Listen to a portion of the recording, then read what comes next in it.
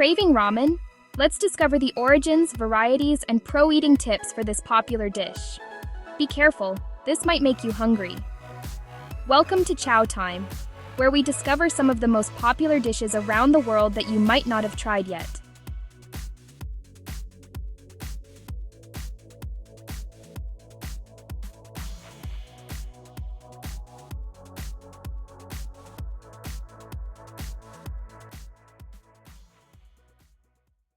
The story of ramen is not as simple as many people think.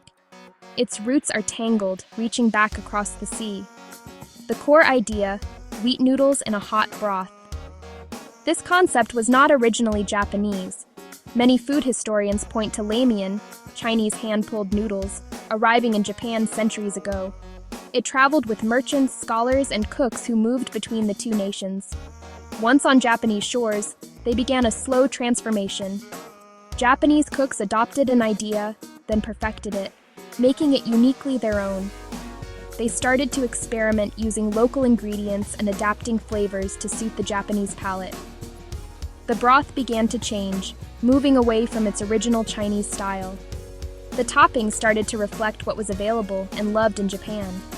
Not yet modern ramen, but the seeds were planted. The food was putting down roots in new soil. By the late 19th and early 20th centuries, ramen appeared as street food in bustling port cities, Yokohama, Kobe. Chinese immigrants opened small stalls and restaurants. They sold a dish called Shina soba, Chinese noodle. It was simple, hearty, and affordable. The broth was often light, salt-based, or soy sauce-based. Toppings were minimal. A few slices of roasted pork, some bamboo shoots. It was perfect for factory workers, dock laborers, and people on the move. They needed a fast, filling, and inexpensive lunch. This early ramen was about pure function, designed to satisfy hunger and provide energy. Yet even in this simple form, ramen began to capture Japanese hearts. Warm, comforting, and delicious. A food of the people, its popularity slowly spread across the country. The Second World War changed everything in Japan, and ramen forever. In the years after the war, the country faced severe food shortages. Rice, the traditional staple, was scarce and tightly rationed. Cheap wheat flour arrived from the United States as part of relief efforts. This abundance of flour created a perfect opportunity. Enterprising Japanese turned to what they knew, making noodles. The black market flourished with food stalls, and ramen was a star player. It was a hot, filling meal made from readily available ingredients. Ramen became a symbol of survival and resilience. Returning soldiers brought back ideas from China. They opened small ramen shops, ramen ya. Those shops became popular gathering places. They offered comfort and normalcy.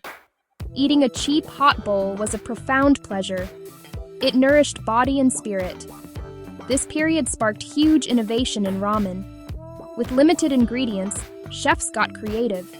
They experimented with broths, extracting flavor from what they had, especially pork bones, chicken bones. Broths became richer, deeper, and more complex. Ramen shed its identity as just Chinese noodles and became distinctly Japanese. Chefs developed regional styles, and friendly rivalries sprang up. Ramen became a craft, not just fast food. Recipes were guarded like secrets. The focus moved to creating memorable experiences. History, ingredients, and ingenuity turned ramen into a national obsession. It was on its way to becoming the culinary icon we know today. If the noodles are the body of ramen, then the broth is its soul. The broth, or soup, is what gives each bowl its fundamental character and identity. There are countless variations, but most ramen can be categorized by one of four main types of broth: tonkotsu, shoyu, shio, miso. Tonkotsu is made by boiling pork bones for hours upon hours, sometimes even for days. The long rolling boil breaks down the collagen and fat in the bones, creating a rich, deeply savory, milky white soup. It has a powerful porky flavor and a silky, almost creamy texture on the tongue. The word shoyu means soy sauce. Shoyu broth is typically clear and brown. built on a base of chicken stock or vegetable stock. It's seasoned with a special soy sauce mixture, lighter than tonkotsu but packed with umami. Shoyu ramen is wonderfully balanced, allowing the flavors of the other ingredients to shine through. Shio, which means salt. A shio broth is usually very light in color, almost clear. Made by seasoning a chicken stock, a vegetable stock, or a fish stock. While it sounds simple, a great shio ramen is incredibly difficult to make. The simplicity means there's nowhere for a chef to hide flaws. Every ingredient must be of the highest quality to create a soup that is delicate yet deeply flavorful and satisfying. Miso ramen originated in the northern island of Hokkaido.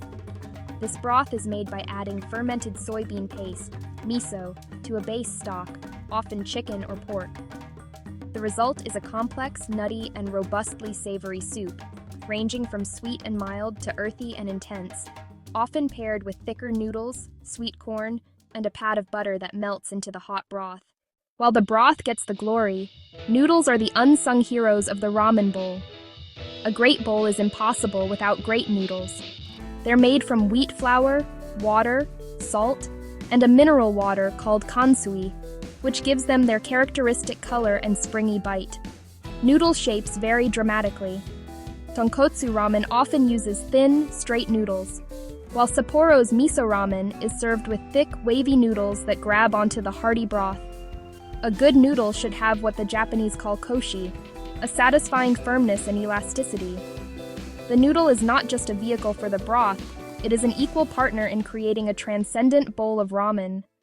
Making a world-class bowl of ramen is an act of pure dedication. The process begins with the broth, often simmered for over 24 hours to achieve the perfect balance of flavor. Each component is prepared with equal care, like the ajitama, a soft-boiled egg marinated for hours until its yolk is perfectly jammy. The assembly is a final, beautiful performance. First, the tare or seasoning base, then the hot broth, and freshly cooked noodles. Toppings are meticulously arranged, creating an experience that is the culmination of days of preparation. This obsession is what separates good ramen from truly great ramen. Did you know? The wonderful thing about ramen's global popularity, you can now find it in so many different places. The heart and soul still resides in small, independent neighborhood shops. In Japan, these shops are everywhere, hidden down quiet alleyways, tucked into train stations, often with only a handful of counter seats. These are places where a chef has spent decades perfecting a single recipe, passed down through generations. The menu might only have one type of ramen, or two, because that is their specialty. A line outside is almost always a sign of something special inside. At the other end are the large ramen chains. Ichiran, Ippudo, started as single shops in Japan and now expanded all over the world, New York, London, Sydney. These chains offer consistent, high-quality product, mastering broths and noodles at scale, allowing people everywhere to experience an authentic taste. They provide an accessible entry point with clear menus and comfortable settings. Then there is instant ramen. In 1958, Momofuku Ando invented chicken ramen, the world's first instant noodle product, revolutionizing food culture, not just in Japan, but globally. It made ramen accessible to everyone at any time. All you needed was a packet, hot water, a few minutes. Modern premium instant ramen now offers restaurant-style flavors and fresh, non-fried noodles, bringing home-cooked bowls closer to the real thing. This incredible variety means there is a ramen experience for everyone. Hunt for a hidden gem, enjoy a reliable chain, or create your own masterpiece at home. Ramen has inspired fusion. Chefs add local flavors, jalapenos in Texas, coconut milk in Thailand, showing ramen's amazing ability to adapt and evolve. Did you know? In Japan, ramen is anytime comfort. Quick solo lunches, after-work dinners, and late-night post-drinks fuel. Counters turn fast. Eat immediately. Ordering differences? In Japan, buy a meal ticket, hand it over, water is self-serve, and you can choose noodle firmness, oil level, and tare. Abroad, table service, slower pace, fusion toppings, and bigger bowls are common. How should you eat that beautiful bowl of ramen? There's a ritual that will enhance your experience. First, sit at the counter if you can. Ramen waits for no one. Eat it immediately while it's screaming hot. Before anything else, take a sip of the broth. This is the soul of the dish. Next, lift some noodles and slurp. Don't be shy. In Japan, it's a sign of enjoyment that also cools the noodles and enhances the flavor. Try to get a little of everything in one bite to experience the harmony the chef created. And resist adding extra sauces right away. Taste the broth as the chef intended first. When you're finished, a simple gochisu-sama deshita shows your appreciation. Ramen is so much more than a simple food. It's a story of migration, innovation, and passion, all contained within a single bowl. The journey of ramen is far from over. As it spreads, it evolves, taking on new forms and flavors. It remains warm, filling, and deeply satisfying, a bowl that brings people together. So, I invite you to join the story. See a shop with steam fogging up the windows? Step inside, find a seat, order a bowl.